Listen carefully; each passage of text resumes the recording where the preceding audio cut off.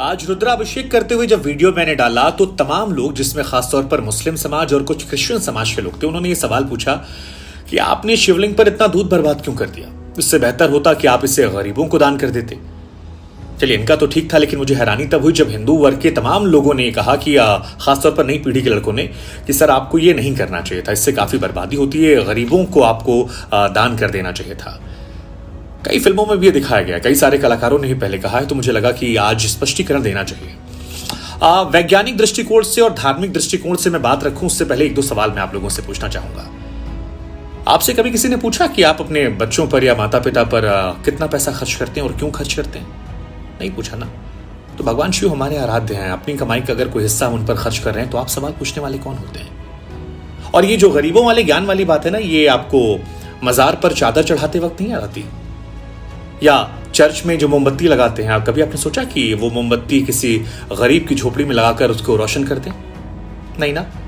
कभी आपने सोचा कि आप अपने जन्मदिन पर जो पैसा बर्बाद करते हैं, नए साल में पार्टियां करते हैं, फिल्मों देखने जाते हैं, हजारों रुपए खर्च होते हैं, 500-500 रुपए की टिकट आता है, शैंपेन पीते हैं, लॉन्ग ड्राइव पे जाते हैं, कितना तेल खराब होता है? कभी सोचा आपने?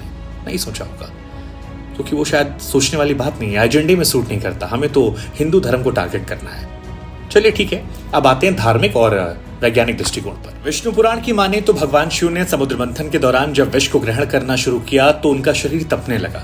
देवताओं ने पानी पिलाया, असर नहीं किया। इसके बाद दुग्धाभिषेक करवाया गया, भगवान को राहत मिली, और तभी से ये मान्यता है कि दूध चढ़ाने से भगवान शिव प्रसन्न होते हैं और हम जैसे भक्त दुग्धाभिषेक करवाते हैं।